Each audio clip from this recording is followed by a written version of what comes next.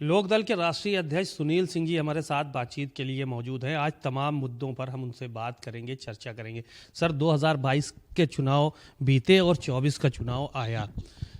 पिछली बार भी आपने बाहर से समर्थन दिया कई लोगों को, और लेकिन कोई भी सीट हासिल नहीं हो सकी। अब की इस बार क्या स्टैंड होगा आपका 2024 के चुनाव में? देखिए, 2024 का चुनाव बहुत महत्वपूर्ण चुनाव है, देश के अस्तित्व का चुनाव है। अगर एक तरह से लोकतंत्र खतरे में है, और आज लोकदल का स्टैंड साफ है। लोकदल पहले भी कहता था कि इंडिया गठबंधन जो बना था, इसमें बहुत से भाजपा के नेता थे जो दल पलटू राम थे, जैसे नीतीश जी थे, वो तो शुरू से ही भाजपा के साथ रहे, और इधर जैन जी भी गए भाजपा के, जो भी लालच में गए। तो लोकदल तो शुरू से कहता था कि इन इंडिया गठबंधन वालों में बहुत से भाजपा के एजेंट हैं, इंडिया गठबंधन को बच के रहना चाहिए। और आज अगर देश में जिस तरह से भाजपा को आज जो देश का सत्यानाश हो रहा है, देश में किसान पूरे के पूरे ऐसा लग रहा है कि इंडिया पाकिस्तान बॉर्डर पर किसान बैठा है। ये देश के साथ बड़े दुर्भाग्य की बात है कि जो किसान अपना हक मांगने आ रहा है, आपने उसको बॉर्डर पे पिछले 8 दिनों से बिठा के रखा हुआ है। तो ये जो देश का दुर्भाग्य है, आज इंडिया गठबंधन को मजबूत होने की ज़रूरत है। जितने पलटू राम चले गए चले जाने दीजिए।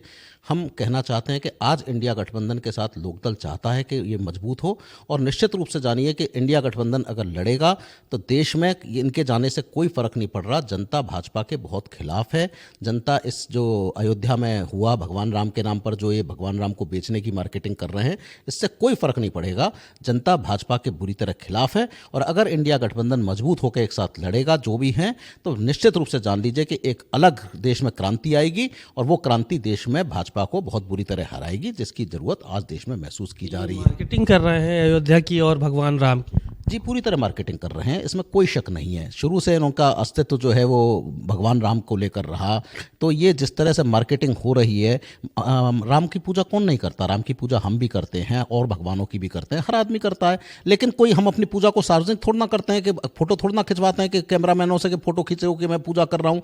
तो जिस तरह से ये मार्केटिंग हो रही है, और जैसे कि वहाँ पर आपने देखा कि बड़े बड़े देश के वो लोग गए जिनके पीछे कोई ना कोई केस चल रहे हैं। कोई पनामा केस में है अमिताभ बच्चन, अनिल अंबानी, और जिस तरह के लोग गए वो सब कोई ना कोई ईडी और सीबीआई के और पनामा केसों में फंसे हुए लोग हैं। तो वो लोग गए, वो जाके वहाँ हल्ला कर रहे हैं। तो वो कोई देश के बड़े जिस तरह के लोग गए, कोई देश का गरीब किसान मजदूर वहाँ नहीं था जिस तरह का वो हुआ। तो ये भगवान राम को बेचने की आज 10 साल की जो नाकामयाबी है भाजपा की, जहाँ डॉलर का दाम बुरी तरह बढ़ चुका है, जहाँ देश का किसान आज भी बॉर्डर पर एमएसपी की मांग कर रहा है, जहाँ पूरी तरह से देश में एक तरह से नौजवान युवा सड़कों पर धक्के खा रहा है, उसे रोजगार नहीं मिल रहा। तो ऐसे समय में इन विफलताओं से बचने के लिए भगवान राम के पीछे छुपकर भाजपा चुनाव लड़ना चाह रही है। और भगवान राम हर एक दिल में बसते हैं। वो कहना चाहिए, कई लोगों ने कहा है कि ये क्या धरती पर राम को लाएंगे? जिसने सारी दुनिया का सृजन किया हो, इतने हजार ग्रहों का सृजन किया हो, लाखों करोड़ों ग्रहों का सृजन किया हो, उसको ये लाएंगे धरती पे? इनका अस्तित्व क्या है भगवान को लाने का? तो ये सिर्फ एक मार्केटिंग है, चुनाव में वोट लेने की साजिश है, और उसके नाम पे चुनाव जीतना चाह रहे हैं। ये अपने क्यों नहीं कर्म बताते कि इन्होंने क्या काम किया देश में, क्या नौजवान को रोजगार दिया, कितने किसानों को क्या दिया। ये जिस तरह की मार्केटिंग हो रही है, सिर्फ एक सरकारी पैसे को, टैक्स के पैसे को, टैक्स पेयर के पैसे को कहेंगे कि हमने 80 लाख करोड़ किसानों को, हमने 80 करोड़ गरीबों को अनाज खिलाया, हमने 10 लाख नल के कनेक्शन लगवाए, हमने किसानों को ये बांटा। अरे भाई, क्या भारतीय जनता पार्टी ने अपने पैसे से किया? ये जनता के टैक्स का पैसा है। आप किसान को, नौजवान को हक नहीं दे रहे, आप उनको खैरात बांट के वोट लेना चाह रहे हो। आज जरूरत है कि किसान को हक दिया जाए, एमएसपी का प्राइस दिया जाए। आज एमएसपी का प्राइस देने की बजाय आप 6,000 रुपए की नौटंकी कर रहे हो। तो ये जो देश में चल रहा है, किसान को हक चाहिए, किसान को खैरात नहीं चाहिए, नौजवान को नौकरी चाहिए, हक चाहिए। जिस तरह से चल रहा है, ये देश में भाजपा की भारी विफलता है, जिसके पीछे मार्केटिंग करने के लिए ये भगवान राम को आगे करके इस देश को उल्लू बनाने का काम कर। स्वामी प्रसाद मौर्य से मिलने जा रहे हैं आप, उनसे बात करेंगे। क्या वजह है वो समाजवादी पार्टी से अलग हुए? देखिए, मौर्य जी का अपना एक अच्छा वोट बैंक है, उनका भी एक अच्छा उनका आधार है, और मौर्य जी पिछड़ों के, दलितों के एक अच्छे नेता रहे हैं, और निश्चित रूप से ऐसे नेताओं को सबको साथ रहना चाहिए। मौर्य जी भी जिस तरह भी हुआ हो, नाराजगी रही हो, हम तो कहना चाहेंगे आज समाजवादी पार्टी से भी कि आप भी इंडिया गठबंधन के हिस्सा बनिए। ऐसा मत करिए कि आप अलग होइए, मौर्य जी भी बने, और निश्चित रूप से आप इंडिया गठबंधन में आइए। अन्यथा आप लोग अगर अलग अलग लड़ेंगे तो ताकत कमजोर हो जाएंगी, जिसका फायदा सीधे सीधे भाजपा लेगी। और अगर भारतीय जनता पार्टी फायदा लेगी आएगी तो चुनाव में वो चाहेगी कि आप सब लोग लड़ें और अपने अपने वोटों के कारण हारें। तो आज इंडिया गठबंधन के लिए आप सबको अपना अहम छोड़ के आज देश को बचाने के लिए आगे आना चाहिए, और देश का अस्तित्व खतरे में है, इसलिए आप लोगों को एकजुट होना चाहिए।